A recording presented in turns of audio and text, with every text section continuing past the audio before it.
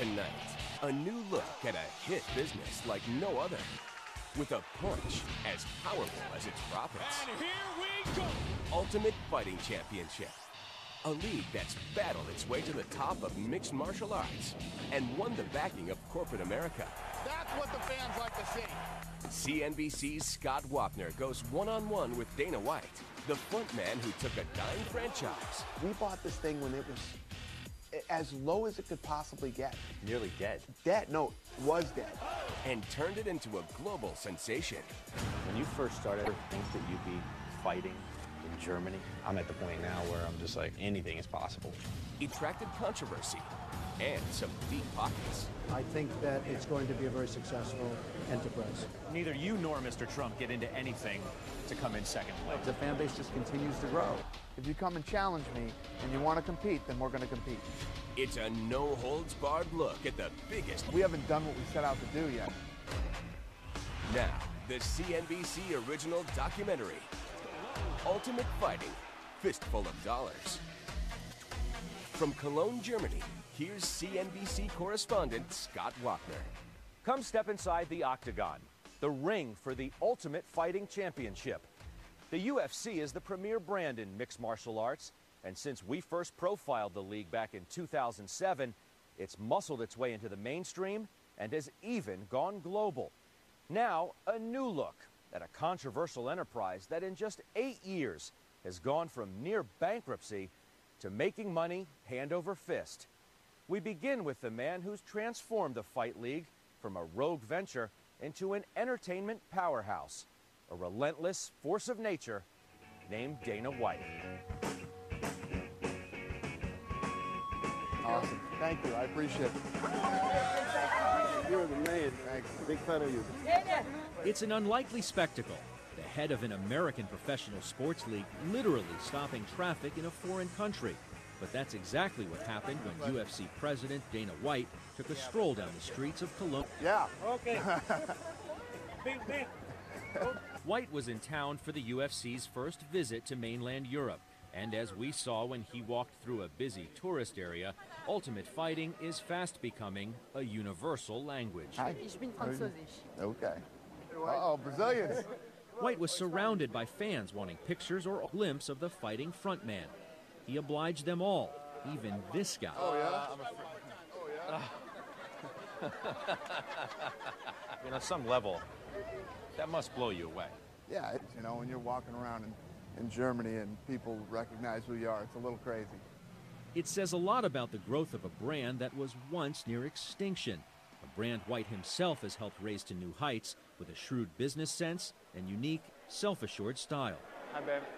I'm not the smartest guy you're ever going to meet, not even close to it, but I know fighting.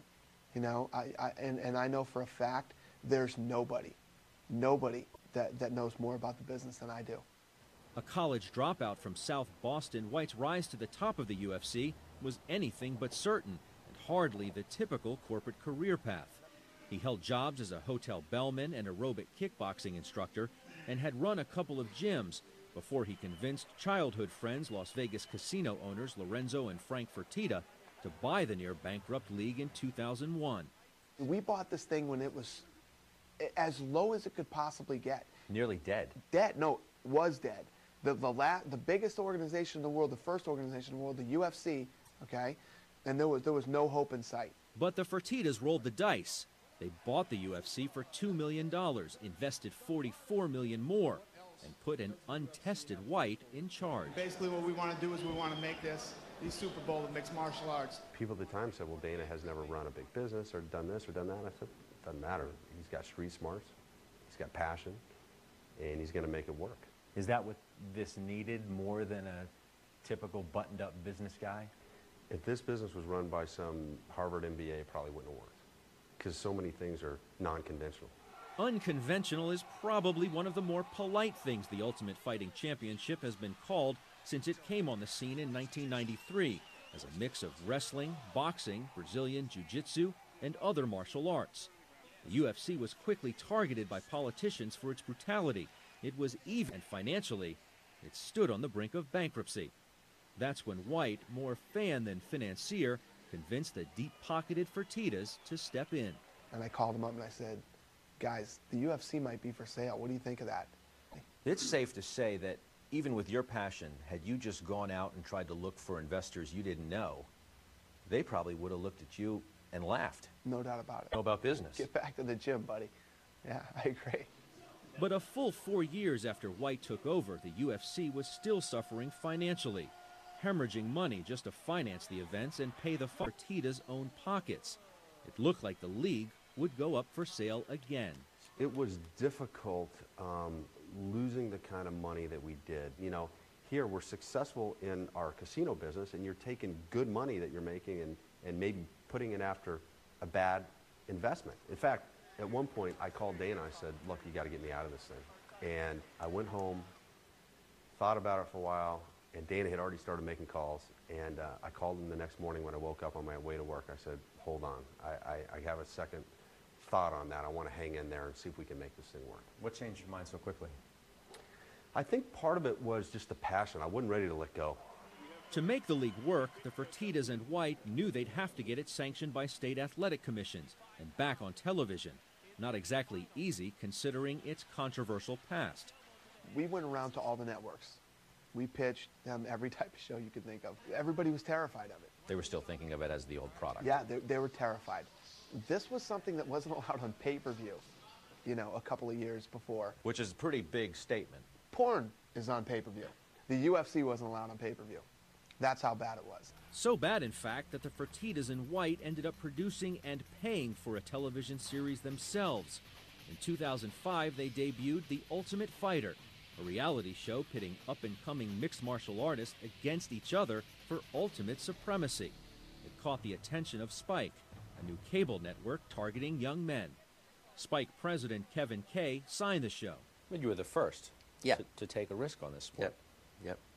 Why the UFC? Spike's strategy has always been to look at fringe sports and see if there's a way to make them mainstream, and the UFC seemed like a sport, you know, that was on the rise. Gentlemen, you have a very unique opportunity. Many fighters from all over the world dream of someday fighting in the UFC. 2 of you actually will. The Trojan Horse was the Ultimate Fighter reality show. We said this would be the way to get it on TV. You're watching mixed martial arts without realizing you're watching mixed martial arts. The first season featured UFC superstar Randy Couture. A behind-the-scenes look at what goes into making a guy that fights in a cage for a living, and they saw that we weren't a bunch of thugs, we weren't a bunch of knuckleheads that just like to beat people up. We're real guys from real walks of life, that this is our outlet. The Ultimate Fighter was a hit, and Spike signed on for more. The two have since extended their partnership through 2011. But if the Spike series helped put the UFC on the map, pay-per-view, where the real money is, has taken the league to the next level. Fight it! 3, 2, 1. Go, track, go! In 2008, pay-per-view events generated more than 5 million buys, beating the demand for boxing and wrestling. That windfall has brought huge paydays for UFC's top fighters like Randy Couture and Chuck Liddell, who famously faced off at UFC 57. Each earned $250,000 for that bout alone. But an unheralded fighter can make as little as $3,000 for 15 minutes of punishment.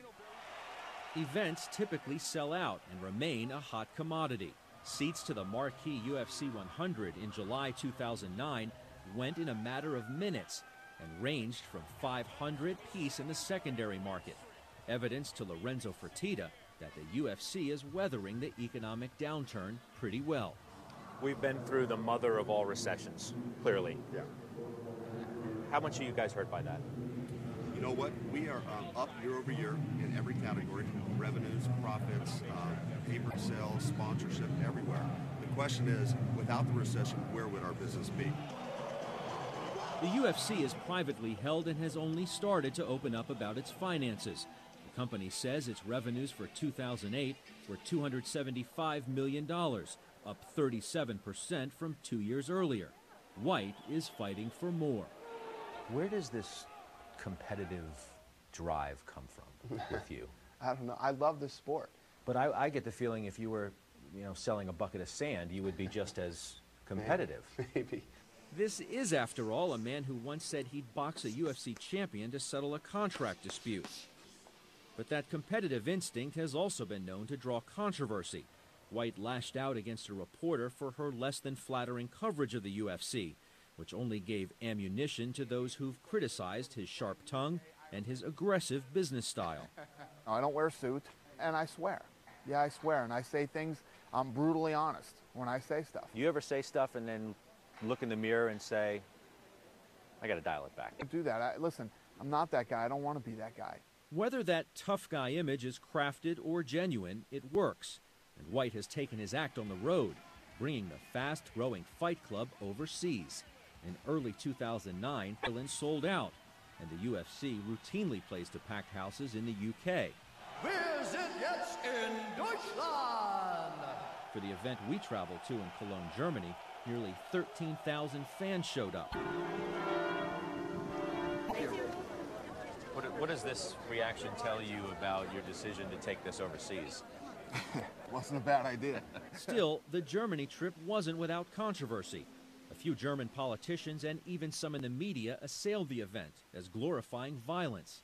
In a compromise with local officials, the UFC reluctantly agreed to ban spectators under the age of 18 from the event. Anytime we go into a new market, I expect that 1993 mentality. People don't understand it. They're uneducated about the sport, and they're afraid of it. But the criticism was bad enough that you told your fighters they think we're animals, they think we're barbarians. The reality is we're not that big yet. It's a big world out there, and there's a lot of people that don't even know what ultimate fighting is. And you have to go in there and you have to educate people, and I understand that. The first 8 years are going to be a lot easier. Coming up, out of bounds, over the top, and off the air. The UFC in the bad old days, before Dana White. You sold it as a blood sport. Correct. The aggressive marketing is what caused it to have a problem. Lateral movement. A history of violence when Ultimate Fighting Fistful of Dollars continues. We now return to Ultimate Fighting Fistful of Dollars.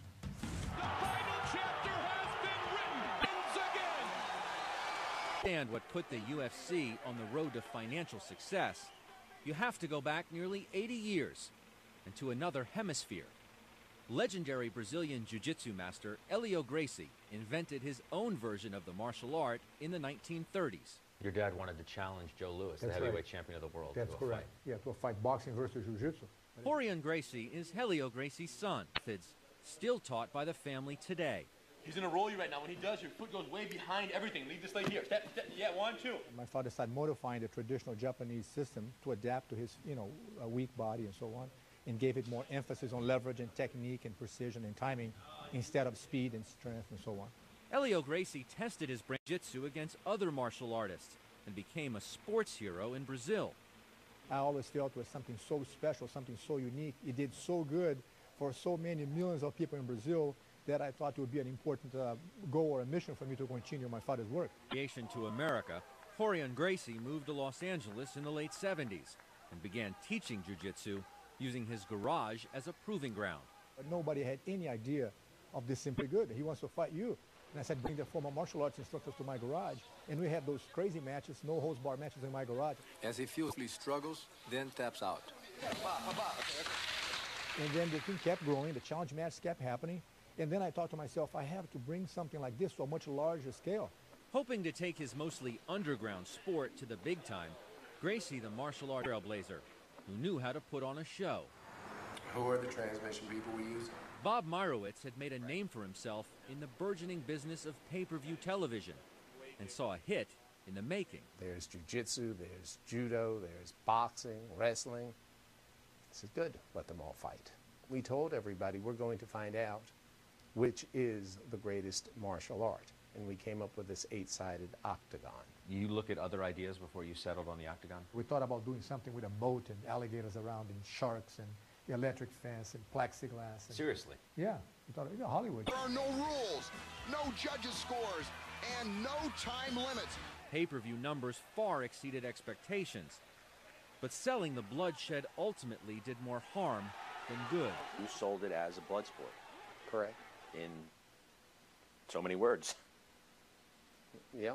And ultimately your aggressive marketing ironically led to it. Is what made it so popular.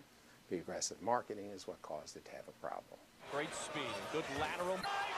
By 1995, the hyping of violence led to a crusade against mixed martial arts. State governments and cable companies were urged arenas and off the air. The most outspoken critic was Senator John McCain. I think it's an incredibly brutal spectacle that is on the level of a cockfight, only we're using human beings. This is as close as anything I've seen to the days of the gladiators. Marowitz had no choice but to add rules. Weight classes and time limits were introduced. Headbutts and strikes to the groin were deemed illegal. The addition of rules led to gambling. I sold my interest in the company and stepped out exactly because rules will start being implemented against what I had created initially. It's no longer the Ultimate Fighting champion these days. The guy who wins the UFC is not the world's best fighter. It's just a tough guy who learned to use the rules. Marowitz would exit soon as well. Banned from cable and struggling at the box office, by the year 2000, the joy of creating the UFC had faded. You know, we were fighting fights all the time. Every time we did a show, I was in court. It just wasn't fun anymore. Marowitz wasn't the only one who knew the league was in trouble. For Lorenzo Fertitta, president of the $5 billion Station Casinos empire, his brother Frank and Dana White, the sport was intriguing enough to make them consider becoming more than spectators. I was like everybody else. I'm like, I can only watch with one eye. It's kind of a train wreck, you know? You watch just out of curiosity, but I enjoyed the fights. But we sat there and we said, gosh, you know, are we really that different than everybody else, that we actually like this and nobody else cares? Or something not right here? Well, actually from Dana White. And Dana White said, I have somebody who wants to buy it. It just had reached a point where I really didn't want to do this anymore. Dana came to me and said that he had heard that the owner at the time was looking to sell the business, or that the business was going to trade. He said, you should give Bob a call. I cold called him. They named a price, we did a deal. It was just as simple as that. Just as simple. Wash your hands of... Did. And quite frankly, at that point, was happy to. But it is, you know, those are great things. Rorion Gracie came up with this. Rorion Gracie still runs his academy outside Los Angeles, passing along the tradition of family. It must make you proud, on some level, that here it is, this sport that you and your family invented is now this worldwide spectacle. Extremely proud. I'm very happy with it. I don't watch it, but I'm happy. It's like a child of mine that grew up and is very successful. He might not have the same views I had, but nevertheless, he's a successful child and he's growing up and is popular all over the world. My dream came true, you know? Coming up, for one of UFC's brightest stars, it's showtime. You get nervous at all, or? Oh, yeah. This is 8 or 9 weeks all coming to fruition right here. An aging brawler, Rich Franklin, fights against time and fatigue. Physically, it's tough, but it just wears on you mentally. When Ultimate Fighting, Fistful of Dollars continues. We now return to Ultimate Fighting, Fistful of Dollars. Rich Ace Franklin is getting ready for work. His job to hit. For 15 minutes of labor, this Ultimate Fighting champion will take home a 6-figure salary and maybe a bonus. He may also add another scar to his growing collection. I call Franklin Ace because of his resemblance to Jim Carrey in the movie Ace Ventura. But there, the resemblance ends. There's nothing manic about this Ace. To hear Franklin tell it, his method is without madness. God has granted me with the ability to fight. And my objective is to win. I never walk into a ring and in my head think, I'm going to hurt this guy and I'm going to hurt him bad. It's not the way I think. I understand that two guys are going in the ring and willing to do whatever it takes. Franklin has had dozens of injuries, broken hands, and black eyes, and some battle bruises that will make your stomach turn. After the Ireland fight, I got poked in the eye. When I got poked, it didn't cut my eye. It actually took a chunk of eye with the fingernail or whatever that was that cut me. I mean, you're speaking about this like it's nothing. Well, chunk of my eye got taken out. You No know, big deal. I'm back just, to fight again. You get, it's crazy. It really is crazy, but you kind of get used to the work hazards, I guess. That he never had to face at his old job. Before battling it out in the octagon, he worked here at Cincinnati's Oak Hills High School as, of all things, a math teacher. This is where I taught. This was my classroom a long time ago, back in the day. Did you ever think that you'd be doing what you're doing now? No. If you were to ask me 10 years ago what I would be doing today, I would not give you this for an answer. I thought I'd be standing in a high school classroom teaching mathematics still. You miss it? I do. One of the things that working with the students makes you realize is that you come in here every day and you see these kids with dreams, big dreams, and they aspire to do things. And I had an opportunity in life where I could pursue a dream. Even though I had a great job and I liked what I was doing, it kind of encourages you, inspires you to do the same thing. In 2003, Franklin, who holds a master's degree in education, went from shaping minds to knocking heads in the UFC. How much of your decision to leave teaching and to do this was financial? I knew that going into fighting, this could possibly turn out to be a financial. I didn't want to be that guy at 50 watching UFC 135 saying, man, I could have done that. I didn't want something to pass me by that I thought I could do. To do it and do it right, Franklin trains every day as if he had a title bout that night. What do you think the toughest part of this is? The consistency of it. Mentally, just coming in here day in and day out, the daily grind. I mean, physically it's tough, but it just wears on you mentally. And by the time this is all said and done, it's at least a 40-hour work week, just with my training. Not that Franklin is complaining. As the UFC has grown in popularity, he has become one of its biggest stars. When I started this, Dana and I actually had a talk, and he said to me, he said, are you ready to turn into a rock star? And I laughed, and I was like, yeah, whatever. But I knew in the back of my head that if that were to happen, it was just part of the job. And a very profitable part of it, too. He's made millions inside the octagon and out through endorsements. It's a far cry from his $44,000 a year teaching salary. But like any, Franklin is looking for an exit strategy that will keep the money coming once he leaves the fight game. A look-alike has tried his alter ego's racket. Not only is the money good in film acting, the blood is fake. When you're out on the set, you know, there's a bunch of people around. You've never done this before in this sort of setting. What's that like? I feel like there are people just like standing around looking like, yeah, you can tell this guy's never acted, you know. And I just got to keep trying to convince myself that I'm doing a good job, because I think if I do that, then it will relay itself on camera better. The fans call you Ace because of your resemblance to Jim Carrey. Here you are in his craft. Have you had a chance to meet him? No, but I think maybe he should try my craft out then. And that'd be great. You think you'd have an easier time doing what he's doing for a living? Maybe? No. You know, I believe that, I mean, actors like that, I don't think I'll like him. I'm a fighter, and that's what I do best. He may be bitten by the acting bug, but for now, the lure of the octagon is still too strong to pass up. On the card in Germany, Rich was back in character as Ace Franklin for a face-off against tough Brazilian muscle man Wanderlei Silva. We were in Franklin's dressing room beforehand and saw a veteran fighter keyed up and ready to get it on. Anxious? Yeah, get the night over with. That's all I want. You get nervous at all, or? Oh yeah. Yeah. Just this is 8 or 9 weeks. Just all coming to fruition right here. Feeling the fight night anxiety, just steps away from the octagon sits Rich's wife, Beth. Even finds it hard to watch her husband fight. Hard to sit here and watch this close? No, I'd rather be here, but it is hard. The moment he comes out, my heart starts beating faster. On this night, it would be no easier for either Franklin once the action began. Rich's fight was a back-and-forth battle that left both men woozy. After 15 minutes of fury, it all came down to the judge's decision. The winner by unanimous decision,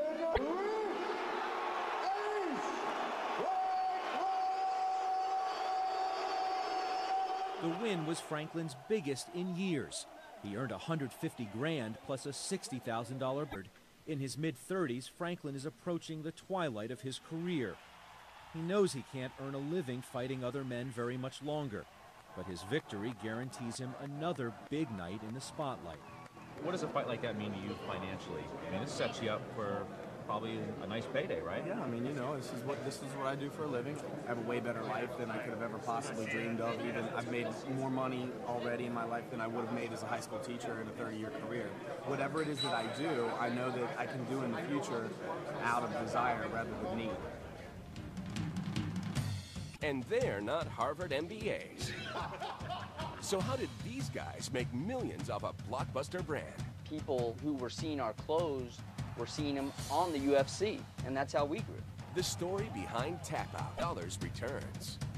BJ Penn returns to the lightweight division to defend his title against top contender Kenny "Ken Flo" Florian, who is undefeated in his last 6 bouts.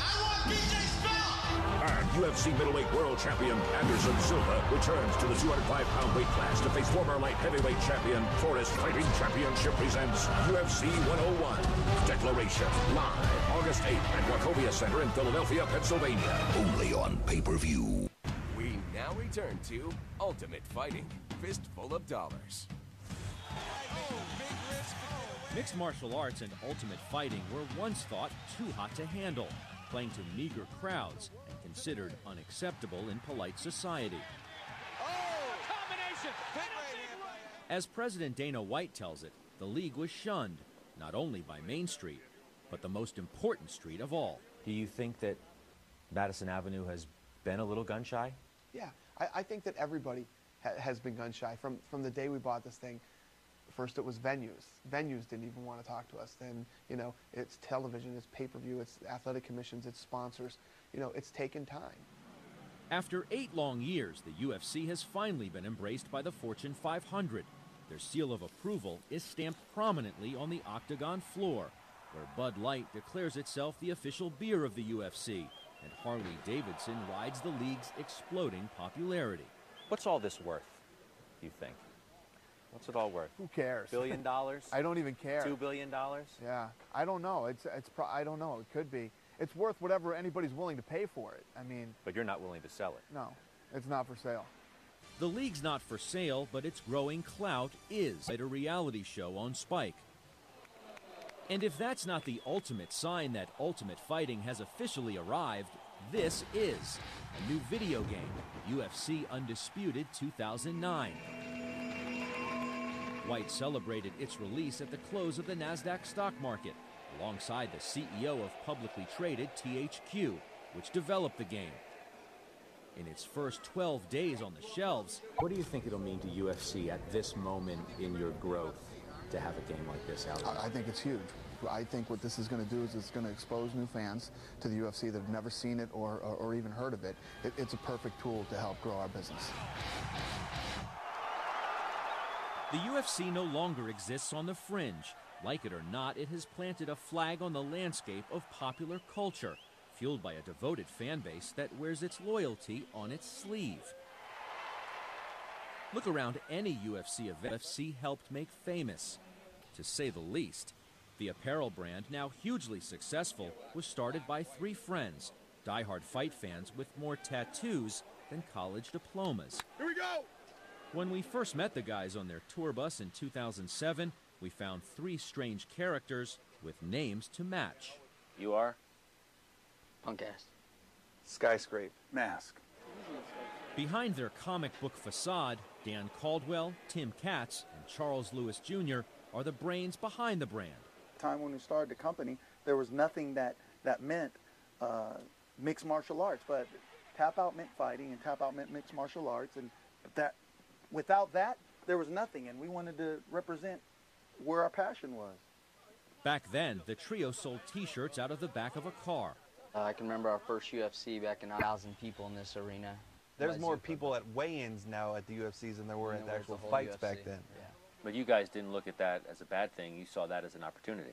Absolutely. Yeah. I mean, where else? When you got no money and you don't have investors and something, what better was there to get into than a sport that was at the same place that you were? I mean, we were going to grow with the sport. Tap Out's strategy was simple: pay fighters to wear the logo in front of cameras and in the octagon. An approach that paid off when Chuck Liddell and Dan Henderson, 2 of the UFC's most visible stars, made it big. People who were seeing our clothes were seeing them on the UFC. More and more people in the world were seeing our stuff, and that's how we grew. Taking off, but the increased exposure increased the need for more seasoned business experience. So the group turned to a man with a knack for taking small-time acts to the top of the charts, Mark Kreiner, crowned the king of disco in the 70s.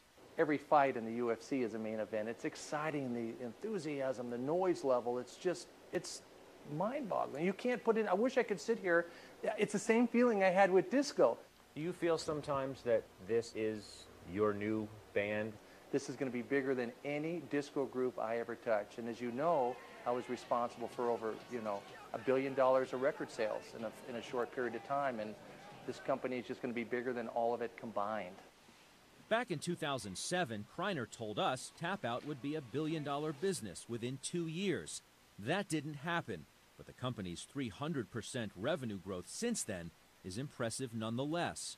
In 2008, Tap Out did $100 million in revenue and added additional supplements and a chain of gyms. What we're getting on a daily basis, we're getting a whole new consumer demographics. We're getting females, we're getting males 18 to 34, we're getting parents. So as the sport evolves, remember it's a new customer that's now learning about Tap Out. Just as Tap Out began to soar, tragedy struck. Charles Lewis Jr., better known as Mask, the group's frontman and visionary, was killed in a car wreck in Los Angeles. We're friends with him for 20 years, and then to lose him, it was professionally, we knew that we're back out there. And so the next day, I don't think there was any question about what we were going to do, and we got up and went into work and continued the dream. Heartbreak mixed with stunning success. Nothing but costumes and makeup. 100 million in sales ain't bad. Like the UFC itself, they defied the odds. We tell everybody, go out and chase your dream, because we have the best jobs in the world, and we love what we do, and we get to make money doing it. Coming up, profits that pack a punch. And guess who wants a piece? The sport itself is hot. It's the #1 growing sport in the world. The ultimate showdown. When Ultimate Fighting Fistful of Dollars returns. We now return to Ultimate Fighting Fistful of Dollars. Ladies and gentlemen, the world awaits. And this is the moment the world has been waiting for. May 5th, 2007, a fight night in Las Vegas that harkened back to the sport's glory days. Floyd Mayweather, considered the best pound-for-pound boxer in the world, and Oscar De La Hoya met in what would become the... Cinco de Mayo is becoming Mayweather. More than 16,000 fans filled the MGM Grand Garden Arena to see the spectacle up close.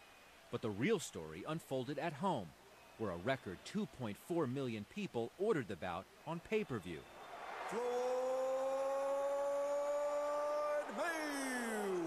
Yet minutes after the sport's most HBO's longtime announcer Jim Lampley, that has been hanging over the sport of boxing.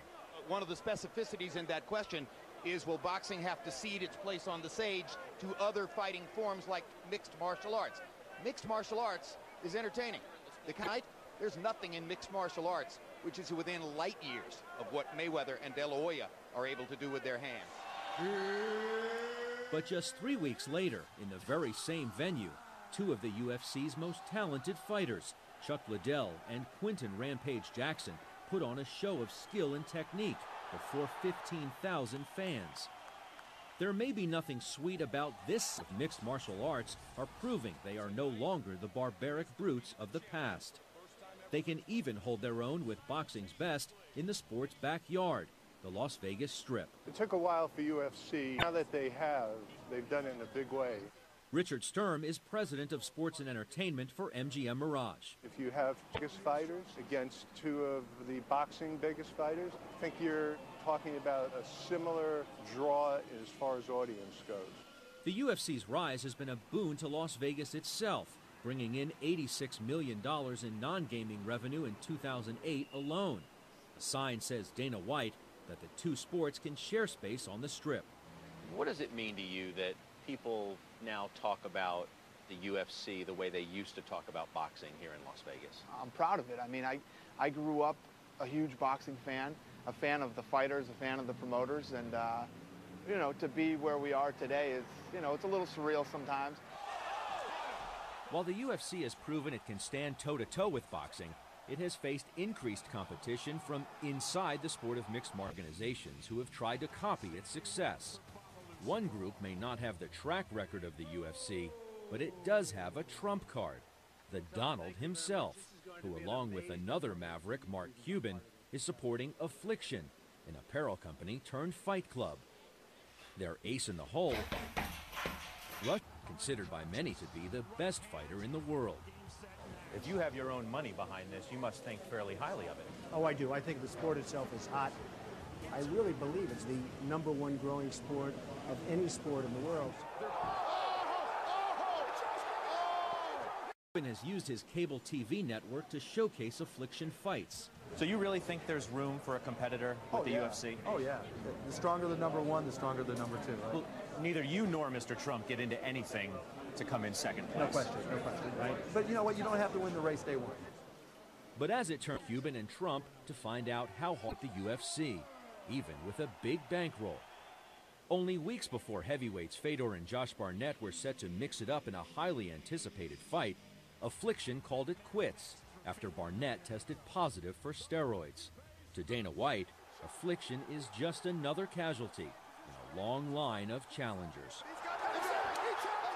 Guys have raised millions and millions of dollars with lots of high-profile guys coming head-to-head. You know, it's like, let's start a fast food chain that's going to compete with McDonald's. Let's look at how much money NASCAR's making. Let's get a couple of their drivers and start our own race league. But I need Mark Cuban. I need him, because what they do is they come in, they drop millions and millions of dollars on creating new talent. Talent White is more than happy to poach for the UFC, as a growing number of his marquee fighters are nearing retirement. And here he comes, Antonio Nogueira. In 2007, the UFC bought Japanese rival Pride Fighting Championship, quickly dismantled the league, and signed several of its top fighters, including Wanderlei Silva and Dan. Another fighter White thinks can be a breakout hit is Dan Hardy, a former art student from England who sports a bright red mohawk and a catchy nickname. I hear they call you the Picasso of pain. What's that about? I have heard that, yeah. I did art at university. Yeah. What's an art student doing this? Painting the canvas with blood, I guess. So you're making a pretty good living doing this now? It's getting better. I don't have to work anymore. You know, up to 4 fights ago, I had a full-time job as well. It's nice to be able to dedicate full-time to the sport, though, because it takes a lot out of you. Hardy and other up-and-comers now shoulder the burden of living up to the hype, but that challenge can occasionally hit a speed bump. Just after heavyweight champ and former professional wrestler Brock Lesnar beat the pulp out of Frank Mir in UFC 100, he landed a body blow on Bud Light, one of the UFC's biggest sponsors. Lesnar grabbed the mic inside the octagon and badmouthed the brand. That little antic earned him an earful from Dana White. Lesnar showed up later at the post-fight presser with a cold one and an apology. I apologize to Bud Light. I acted very unprofessionally after the fight. It was a misstep Dana White knows the UFC can hardly afford, and an unwelcome bit of drone, from blood sport to big time. You know, I'm sitting right where I dreamt I would be sitting when I was a kid, and I love it. I love this stuff. I always believed that we could get here, and I believe that it's going to be bigger than this. I think that we're not anywhere close to where this thing's going to be. It's going to be the biggest sport in the world. While Dana White and the UFC may have reached new economic heights, their fight for credibility is far from over. The league is still lobbying to put on events in a handful of holdout states, and White himself has been criticized for some of his tactics. Nevertheless, the league continues to attract the attention of fans and sponsors worldwide. It remains a profitable one. Scott Wapner, thanks for watching.